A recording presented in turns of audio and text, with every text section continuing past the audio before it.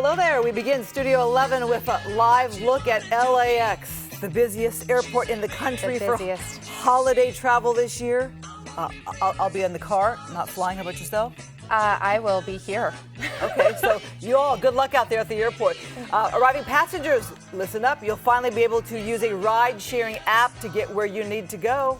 Today, the city announced that Lyft will begin pickup service starting tomorrow at 8 a.m. You may remember earlier this year, Lyft reached a blanket deal with Uber, Lyft, and similar companies to allow them to apply for permits. All right, there's a catch, though. You can now use your app to have Lyft pick you up at the airport, but you have to go to the departure, so you carry your luggage on up to the departure area. So you better be strong. I'm sure the taxi companies not too happy about that. They fought that for a bit. All right, welcome to Studio 11 LA. I'm Christine Devine. And I'm Christine O'Donnell. Dangerous winds are sweeping across the Antelope Valley. So dangerous. They shut down parts of the 14 freeway. Victoria Spilabati is live in Lancaster with the latest on driving conditions. Victoria. Wind, rain at your house? There was rain at my house. The cats did not like it. I was shooting in Long Beach today. It was pouring out there at the Queen Mary the Chill. And Pablo, snow as well? Well, it just depends on where you're going. Hey, look at this. This is Mammoth Mountain. You heard some folks trying to drive up the 14 out towards the 395 maybe. Boy, winds up at Mammoth today. They had 36 inches of new snow dumped on the ground there, but due to the high winds, they had to shut down the lifts because they were just rocking and rolling too much. Hopefully they'll get these trucks dug out and you will have some great skiing up there. Not too bad locally either. We had some pretty good winds. You mentioned Long Beach.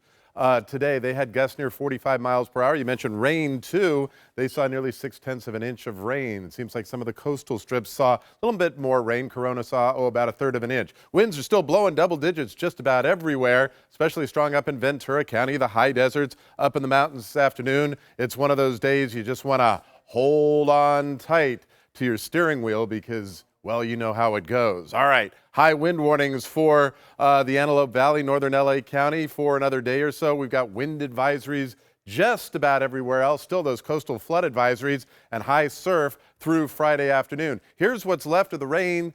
Here on the west side, we're seeing a little bit of drizzle right now outside the Fox 11 studios. Elsewhere inland, they're starting to see, a little light rain there down in southern Orange County. And we're going to just see a little light rain through the evening hours, then clear out. Winds will be with us for another day. Then we're going to get ready for Christmas Eve, Christmas Day. More rain, snow in the forecast. You got it. We'll have the full details in a few minutes. We'll see you then.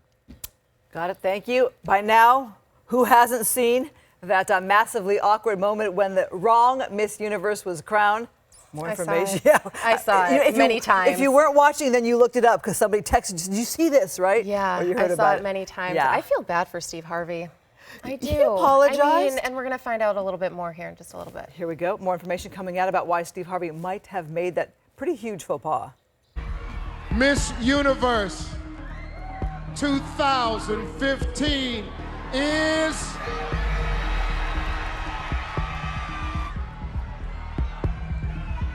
Colombia. Okay, it's not just for me the fact that he read the wrong winner, is that it went on for so long like that. 2 minutes where he's up there. I felt so bad for that girl. All right, Steve Harvey taking responsibility for the flub. A source, though, has told the New York Daily News that part of the problem might have been that he skipped out in the last hour of rehearsal and never practiced the ending. One of the judges, Perez Hilton, talking about that on ABC's Good Morning America. Since the pageant, there have been reports that Steve missed part of rehearsals, that he was out gambling and drinking and having a good time. He made a mistake, but he also could have been tired and hungover. You know, he just didn't do his job well, period. Well, tired and hungover, that might be a bit of a stretch, but who knows? All right, Perez also saying could not have been a teleprompter issue. You know why? The winner, their name isn't on the prompter in case anybody scrolls ahead. It's just on the cue card with that first runner-up. And therein lies the confusion a bit. Confusion. Okay, we welcome Segun Oduo-Lowu. Yeah, Here he is. Yes. Teach I Lauren got how it. to do that. I've been practicing it all afternoon. I was just going to go Segun. I love it. Please say it often. I love anytime lovely ladies say my name. I'm never gonna. We're here for you. Never gonna argue with that. Listen, I know Perez. I've worked with Perez before. I trust Perez. Like when it comes to news and getting the dirt, he's one of the best in the business. Okay. So if he says that he was out and he wasn't prepared, and Perez was one of the judges and he was there, but hungover.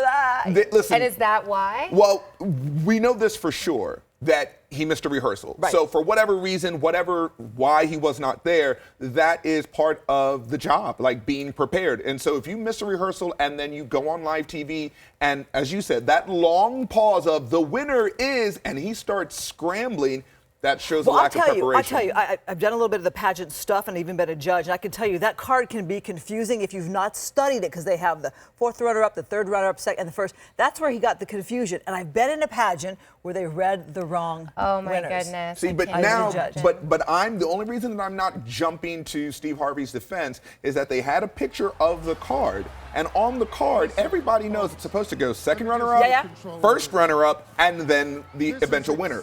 In the Olympics, it goes bronze medal, silver medal, and then they play the national anthem for the gold medal winner. He went from second runner-up to, and the winner is. So skipping that first runner-up, I can't give him that big of a pass on it. And, you know, Steve's not a terrible guy. It's not like he did this maliciously. And like a lot of people are saying, he brought a lot of attention to a pageant most of us would have forgotten. And also, he took responsibility, like right there on the spot. He said, this is no one else's fault. It's just my fault, and I'm sorry for this. So I would have, you know, liked if he would have gotten on the stage a little quicker instead of that 2.5 minutes where poor Miss Columbia's up there.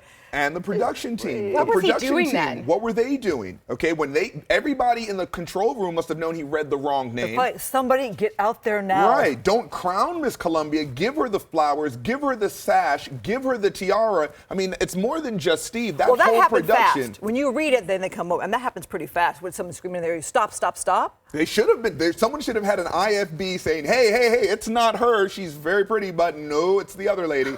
So I'm not just going to throw Steve under the bus. There were a lot of people that dropped the ball on this one. Goodness gracious. And just when you think the presidential campaign has gotten weird as it can possibly get, it dips to a brand new low. This time, Donald Trump discusses Hillary Clinton's bathroom break at the Democratic debate. I mean, you saw this, Where right? did she go? I thought she quit. I thought she gave up. Where did she go? Where did Hillary go? They had to start the debate without her. Phase 2. What? I know where she went. It's disgusting. I don't want to talk about it. No, it's too disgusting.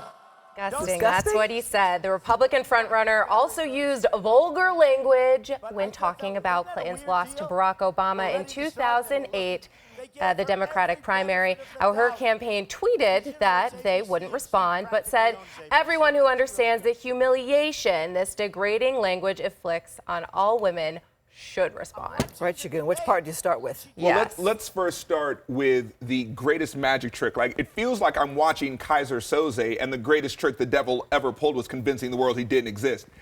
You have a billionaire convincing people that he's for, like regular people, that he's for them by using the most infantile and juvenile language and behavior. He's degrading to women. He's been degrading to war vets. He's been degrading to Latinos and to blacks. He's had information that's been wrong. So you put all of this into a pot. This is just par for the course with this guy. But I'm surprised that he would talk about bathroom humor. Like, I work with kids that are a third, a quarter, 1/8 of the Donald's age that don't stoop to this level. That he's doing that to a woman, a classy woman, a former senator, a secretary of state, a former first lady. He's a bum. That's a bum move. I can see where if he's going to make an issue of somebody leaving the stage during the debate.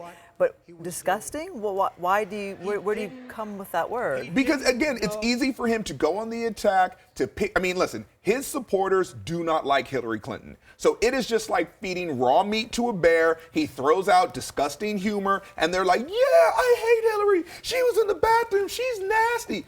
But the stuff he said about Barack Obama as it pertains to women, he was actually crude on both accounts because he was talking about an African-American presidential candidate, and we can't even use the word that he said in the about the primary. We can't use it. We'd be bleeped, and I don't want to do that. But he used a horrible reference, and he talked about, again, a classy woman who is a mother, who is a grandmother, who is a wife, who herself has tried to comport herself with class through this entire process. So kudos to Hillary, but again, this is the Donald being Donald. If you like him, I really feel like I should be able to run around and push people down for voting for him or liking him. He does not like you. He's a billionaire. He doesn't drink beer. Okay, maybe he's not drinking beer with you. He's actually very smart because he is a front runner. Yeah, and our producers gave us this paper that says there's an academic research that says conservatives have a particular revulsion to disgusting images. How can that be possible? Because his toupee is the most disgusting image on television, and they keep voting for him. So, I mean, toupee, he said it's real. Come on. Stop. That's what he says. Wow. Yes, I would love, okay, that is a lace front wig, and I'm sure,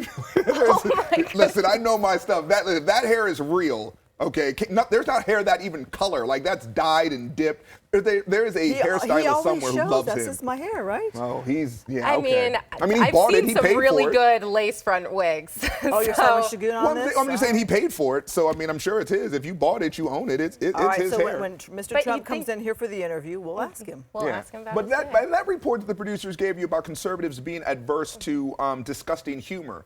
Research. The research. Research. Okay, it's research. The research that says they're averse to disgusting humor. Again, he's playing to his field. He's making fun of a woman and using it in a vile and derogatory way. And it's, again, it should be beneath him, but it seems to be what his constituents really love. Wow. Well, I mean, if I'm just saying, and I'm not even running for president here, but if someone were to, refer to me, or if I excused myself as disgusting, like that's just offensive to me. Yeah, so, like, did he want her to go to the bathroom at the dais? Like, what's his deal? The gift that continues to give. Oh, he's like the news fair. He's just sprinkling stories all over slow weekends. I mean, listen, for what we do, the Donald's amazing. All right, we want to know what you think.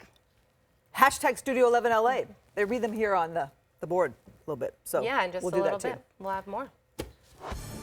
Coming up, there's a deal to send a real estate heir back to LA to face murder charges. The Rose Parade is one of the biggest events of the year here in SoCal. See what police are doing to protect the hundreds of thousands of people who will be there. So we'll look at what the San Bernardino Terrorist told immigration authorities more than 2 years before the deadly rampage.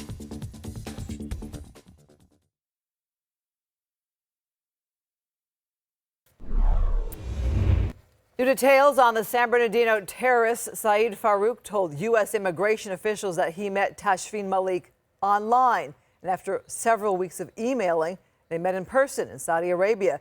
He also told immigration he was going to marry Malik within a month of her moving to the U.S.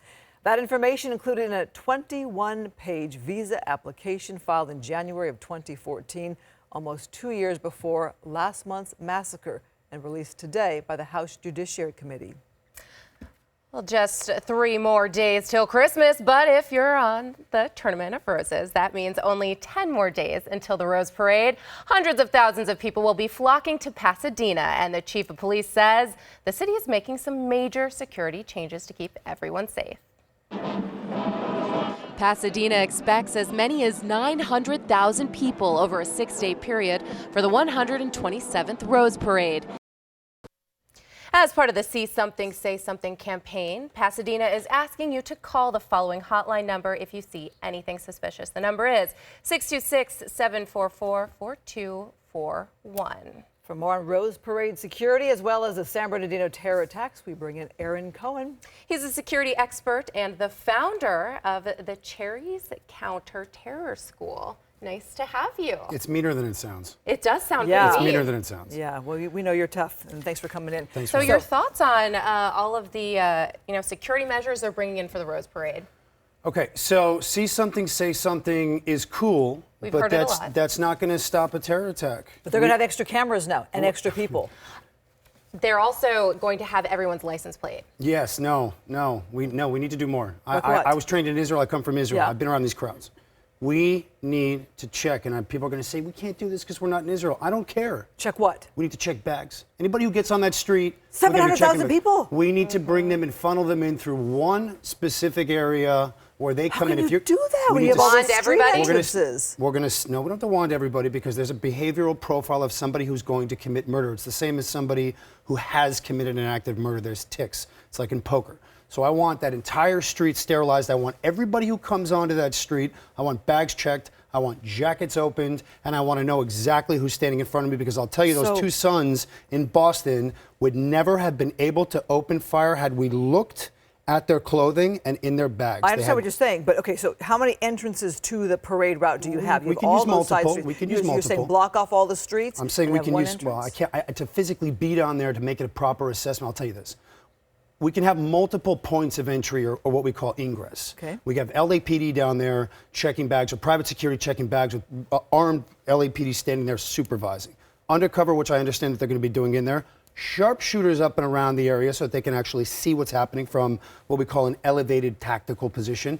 Most importantly, though, is everybody who walks onto that street, I don't want a gun in a purse. I don't want a weapon on a person. I don't want a suicide vest on anyone. See something, say something is cool, but that's not going to stop a gun. I need to check the weapons. That's what I'd be looking for. And yes, it's a nightmare. I don't care. That's what I'd want. Okay, so that's not going to happen this time. Yeah, I can't even. It's hard to imagine. So you're thinking there should be like what they're planning to do at Disney. We need to sterilize. We need to sterilize this place. How do we sterilize it? Everybody who walks in gets looked at and checked, just like Disney. And it has to be better than Disney. No disrespect to Disney. Love the Mouse House. Take my nieces there. Okay. Big fan. But still a little bit light. Here's the problem, guys. What we saw at USD, that shutdown with the schools, we got lucky. What if someone had actually committed an act of terror? No bag check, no profile, no nothing. All we're doing is allowing the responsive police, they can't be everywhere. Okay, so let me ask you, you're seeing these different moves for this Rose Parade and this Rose Bowl. What are you seeing that you like? Well, what I see is that we're starting to sort of prepare ourselves for the mindset of a potential ISIS-style attack here. I like the undercover. I like the uniform presence. That says, go away. But it's not going to stop a determined attacker. What about people knowing that cameras are there? It's also helpful because it hardens the target. Again, here's what I've learned from terror. Terrorists will go to a place where there's not as much security, especially with these lone wolves. So what the chief just said, or what the administrator just said there on the clip that you guys rolled, he said, well, we've got more of a presence now, but we're worried about that lone wolf. Okay, you're worried about it. How are you going to find the weapons on that lone wolf? Again, that's why I'm going to keep coming back to that. Unless you put the actual layering and start taking it really seriously, ultimately at the end, you're going to fail. And that's the scary reality of this. You have to take it really seriously and implement those tools and put them in place and get really serious about it, because otherwise we're going to end up talking about it. And again, the Rose Parade is a celebration. This is supposed to be fun. People come and they camp out along the parade route. They grill, you know, they have a good time. And so, I mean, it's starting to encroach on our freedoms a little. No, I understand what you're saying, and I look, I grew up here, but I was trained overseas. I think there's a balance, and I think Americans can handle and want to be treated like adults when it comes to their safety. So I don't think it's so much of an encroach these days, especially with what's been happening. San Bernardino was as real as it gets. Let's go there, because we're learning now about this visa application between these two. What are you learning from that? I mean, it's a 21-page application. I mean, is there something that authorities would have seen there by looking at this application? No, I don't. Christine, I don't. And the reason why I think it's something that we've never, or the Americans have never really been trained to look at. I think there's thousands of immigrants. I think that they were following protocol. And I think now they're realizing, oh, we got to start checking Facebook. I think now we got to start vetting a little bit closer. We got to start looking at different social media things that are happening with potential people who are coming in here. And I think that the investigation process is going to get a lot more thorough. And you know what, like I always said, America is like a 14-year-old teenager going through security puberty. This is going to take a minute to get good at it. Israel's been dealing with it for 60 years, and they're going to get better at it. So I think we're going to see some improvements there. All right, well, thank you so much, Aaron. Appreciate your point of view. Thank you for having me. Changing times, thanks. All right, there's a warning about an internet security threat. It involves Hello Kitty. We'll explain next. Hello Kitty? Gina? Hello, everyone. I'm Gina Silva out in Porter Ranch, and it turns out residents in Porter Ranch aren't the only ones in the valley complaining about a horrible gas smell. I'll tell you their story coming up. Robert Durst will be heading back to Los Angeles to face murder charges. LA prosecutors announced a deal with his lawyers to extradite him by mid-August. The real estate heir is accused of murdering his friend Susan Berman in her Benedict Canyon home 15 years ago. Police say they believe he killed her because investigators were about to talk to Berman about the disappearance of his first wife. Durst is currently being held on a federal weapons charge in Louisiana. Los Angeles City Attorney Mark Feuer says he will go to court tomorrow to speed up the relocation of families affected by that Porter Ranch gas leak. Weeks and weeks they've been dealing with this. So I feel so upsetting. badly for those and the businesses too, whose livelihood is being shaken up right now. Other communities are being affected by the leak we're hearing. Gina Silva is live in Porter Ranch with that story. Gina. Wow, goodness. Thanks, Gina. A California congressman is defending the right to vape. Republican Duncan Hunter says he smokes e-cigarettes as they are popularly known because they're a much healthier alternative to smoking regular cigarettes. In a letter to Congresswoman Nancy Pelosi, he slammed her for trying to get the feds to regulate them and eventually even ban e-cigarettes. He says that would harm millions of Americans who are trying to quit smoking cigarettes. In 2014, Hunter, a Marine reservist who served 3 combat tours in Iraq and Afghanistan, proposed an amendment to stop a Pentagon proposal that would have banned the sale of tobacco products on military bases. Hello Kitty is so cute, the darling of both young and old, but that popular character is now a major security threat. Hello Kitty, yes. More than 3 million Hello Kitty fans have had their personal information exposed in a hack attack. Security specialist says the website Sanrio Town, which is linked to Hello Kitty, has been breached. Users' names, genders, email addresses, and password retrieval questions have all been lifted. The company is urging parents to be on alert. Every year, Sweet Alice, the community leader known as the Angel of Watts, makes sure that every child in the community gets a toy for Christmas. You're fairly new to Los Angeles. Yes, I am. Have you met Sweet Alice? I haven't, but she sounds awesome. She's fabulous. Yeah. And the tradition continued. Olga Ospina has that story. Studio 11 Sports is sponsored by Carl's Jr. You see what I mean? Speaking of sunshine She's the on best. well, yes, and speaking of sunshine on a rainy day, let's head over to. I didn't see any sunshine today. Well, on a rainy day, let's go see some. No, son. You know, I'm thinking Sweet Alice needs to take over as commissioner of the NFL. Yeah. Why's that? Because these are grown men playing a kid's game, and they just can't seem to. She could broker the deal? No, they can't get along. they just can't get along. I'm telling you, Sweet Alice could make a big difference there. 3 MLS Cup titles. I don't think that Omar needs to dress as Darth Vader. He's still one of the best players in the world. But what a grand FIFA World entrance. Cup, isn't it? Yeah. Yes. Yeah. Did you see the new Star Wars movie? No. Did you? No, I'm going to see it tomorrow. I'm so excited. Have you seen it? Wait, listen. Yeah, When you yeah. come back, You fell asleep in it. There we go. I know. I set it. myself up. Yeah. I slept through the whole thing, so I'm gonna go see it. How again. does that happen? I mean, It had to be wasn't it so loud, I right? don't know. I was in like the second row, so my head was up here. It was like perfect, reclining position. So. You must have been exhausted. Could you imagine Oh, though, you don't know the half of it. competing against Darth Vader, like on a sports team? Like if all of a sudden you're like coming up to That'd the be line tough. and then like Yes. Darth Vader is there and you're like, Yeah. oh no, now what? Maybe R2D2 would be better on the field, right? Everybody laugh. Just Or run around C-3PO. everybody. Yeah. Okay. All right, well, have Hopefully. fun at the movie. I will be seeing it someday, and you'll be seeing it again. All right, I won't tell you any spoilers. Nope. An author and photographer says he has a special connection with dogs, and now he's sharing his stories and photos with the world. Lawrence Savana and Bob DeCastro recently interviewed the You know man them. behind. They usually sit here, right? They usually are right here. The doggist. What a job. Those dogs are so cute. The think one he with the gets ears. Paid for that. Nice. All right, how did a Hollywood star end up with a rare dinosaur skull? Well, investigators want to know. The new Star Wars made enough cash to fill up the Death Star, but there was quite a disparity when it came to the actors and their paychecks. You're not going to believe it. Spotlight on Entertainment is sponsored by Cliffside Malibu Treatment Center. Actor Nicolas Cage, a star of National Treasure, thought he bought a real treasure, a rare dinosaur skull for $276,000. Now, almost 8 years later, turns out that skull was stolen. So Cage has agreed to return it to the Mongolian government through Homeland Security. The Fed's still trying to figure out how the skull was stolen from Mongolia and eventually ended up at a Beverly Hills gallery where Cage bought it. And I guess Leonardo DiCaprio was also trying to bid on that skull. Wow. Quite a story, huh? Skulls. Yes. Skulls. In Mongolia. The force is truly with Harrison Ford. I'd say so too.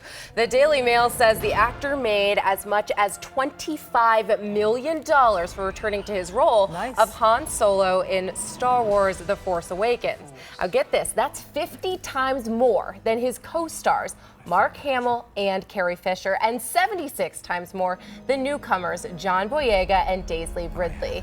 They were paid between $100,000 to $300,000. A Disney source explained it this way. Harrison is the key to making the movie work. You couldn't make it work without Harrison I got Ford. you. But how does that conversation work? I'm not coming back unless I get that much more or that much. I don't know. In his spare time, he does fly planes on his own. He survived a plane crash. Yeah, here in Santa Monica. Well, whatever works. Congratulations, Harrison. Nice if you can get it. Yes. We'll be right back with weather. $10,000. If we get storms like we did yesterday with a ½ inch every 3 or 4 days, that's going to be good news for us. All those Christmas packages are going to get wet.